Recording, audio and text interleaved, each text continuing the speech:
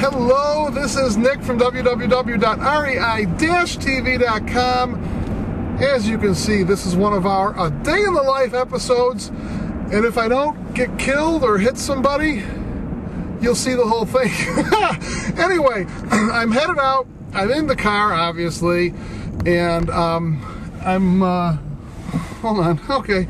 I'm headed to a house that we're going to take subject to. And we're probably going to take subject to. Now, right now in this market being kind of weird, this isn't something we do a lot of because prices, as you know, are dropping. Oh, did you hear that?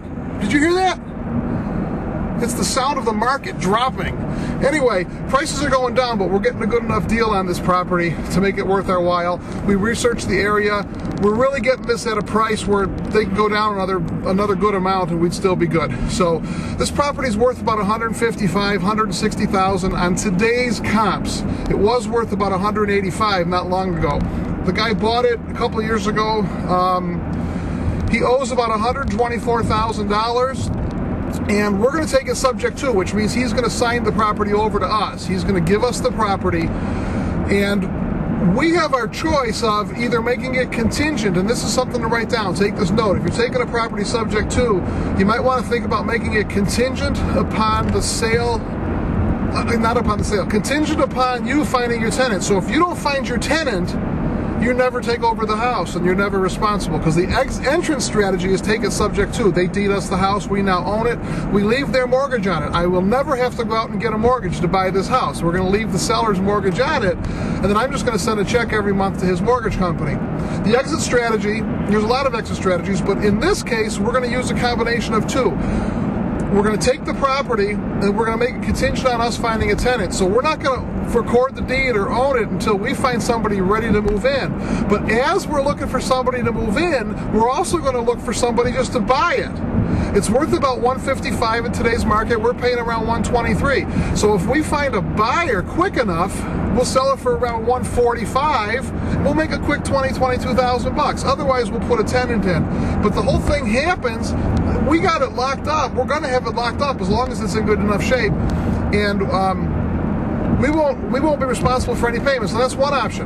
The seller has also offered, if we'll take it right now and we'll take it now, put it in our name now, close, we own it, he's totally out of the picture, he'll make the next 2 months' mortgage payments on our behalf. So we've got a choice to make. We're not sure yet. We got to, check in, look into it a little bit more. But if we did it that way, he'd write us a check for around $3,000 now. We'll take another $5,000, $6,000, $8,000 from our tenant as they move in, unless we sell it, whatever happens first. So we'll make $8 or $10 grand up front, and we'll have a house. The payments are about $1,200 a month in an area that we could get $1,650. So we'll make $450 a month cash flow. And then whether we sell it now or we sell it down the road. Now, obviously, if we sell it down the road after the economy gets a little bit better, we'll make $50,000 on it. But I think we might just as well sell it now quick. We're getting it at a real good deal, $125,000 for a house worth close to $160,000, and we'll sell it for a pretty good deal. We'll sell it for $145,000 or so, make some quick money. So what we're going to have to see today is the condition of the house. He said it just needs paint and carpet. Even if we take it over sub 2, we'll tell our tenant we wanted $12,000 up front as an option fee, but as long as you can come up with $6,000 or $7,000, we really want $8,000, but if you can come up with $7,000 and do the carpeting and paint yourself, we'll take that to let you move in. So I'm on the way to the house. I'll let you know as things go. We'll show you the house in a little bit. See you in probably a split second from your end. Okay, here I am at the property, and I'm going to nickname this one the Barracks. In a second, I'll show you the property, and you'll see why I'm going to call it the Barracks. But we're here, and going to go in and talk to the seller, see if it's something we want to pursue, get the first contract signed at least so we can start moving on it. So I'm going to show you the building, though. Hold on. You didn't have to hold on long, did you? Well, here's the building. It's a townhome, 3 different units. You see now why I'm calling it the Barracks. Not a whole lot of curb appeal, actually. But let's take a walk inside and show you what we got. Here's the hallway, and we'll just kind of take the quick tour. It's not a big unit. 2 bedrooms. Got a 2-car garage, which is good. they're leaving all the appliances. They're leaving the washer, dryer, microwave, dishwasher, everything in the kitchen. It's got some nice amenities, which makes it attractive. Television. Look at that. They're even leaving the gas-fueled auto-start fireplace. That's the best thing about the place. It's got some high ceilings in here. Little kitchen. Very small. This reminds me of the first place that I ever lived in. The first home I ever lived in was a 2-bedroom townhome in Dallas, Texas. I lost it to foreclosure. Yeah, I was poor. I know you can all relate, believe me. A little skylight up there. Not a big kitchen, but what do you expect? The stairway here goes up. A little vaulted ceiling. And upstairs you got a couple of bedrooms. So that's a tour of the place. Give me a minute now, we're going to talk, and then when I hit the car, I'll let you guys know how it all ended up. Let me flip it around here.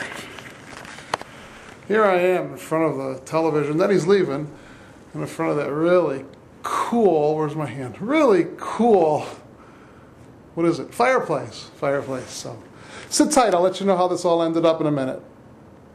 Boy, I need to go on a diet. Just thought I'd show you really quick. We got the sign up right away. We're going to put a few more up in the neighborhood for sale by owner, because like I said before, we might do a retail flip where we just find someone that wants to buy it at a good price and sell it to them and keep the difference.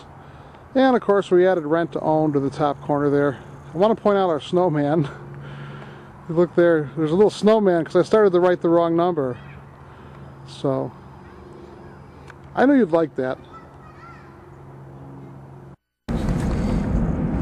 Okay, now here's what happened. We talked to the seller and we got a deal. The house is worth about $160. He owes about $125. We have a contract on it. Now, like I said before, one of the important things about this contract is that it's contingent on us finding a tenant or a buyer. So I'm not responsible for anything, $10, unless we find someone to take it over from us. We're trying to stay real safe. If we wanted to convert this into a lease, once we do a little more homework, although we've already seen the comps, we would do a lease to own instead of a subject to, and we wouldn't actually take ownership right now.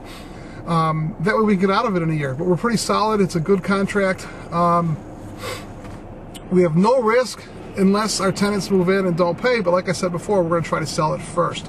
One of the things that's really important is you want to get the deed in this type of a deal rather than a lease, as if you don't feel comfortable with the seller. If the seller has bad credit or they're on their way down, you only want to do a lease in this situation from somebody who's on their way up, who's got good credit, or their credit's getting better, or they're moving up in the world. Because if there's liens on the property, which we're going to have to do title searches and everything, we don't ever do title searches or any of that until we got the contract signed like we just did.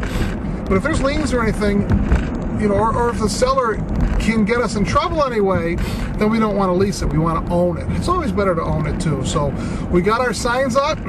I would be surprised, very surprised, if we didn't already have calls on this property, because we put rent to own, if we didn't already have calls on this property when we get back to the office.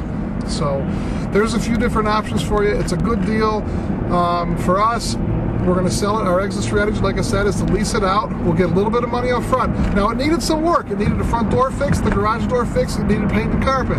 Some people wouldn't put carpet in, but I would. So we're going to tell people we want a 10% option fee. It's going to cost you 10% to move in, Mr. Buyer, which is $15,000 roughly, $15,500. But Mr. Seller, Mr. Buyer, Mrs. Buyer, if you're willing to take it as is and fix those few little things yourself, maybe throw some paint on it, try washing the carpets or replace the carpets, if you take it the way it is, we'll settle for $6,000, which is around 4%.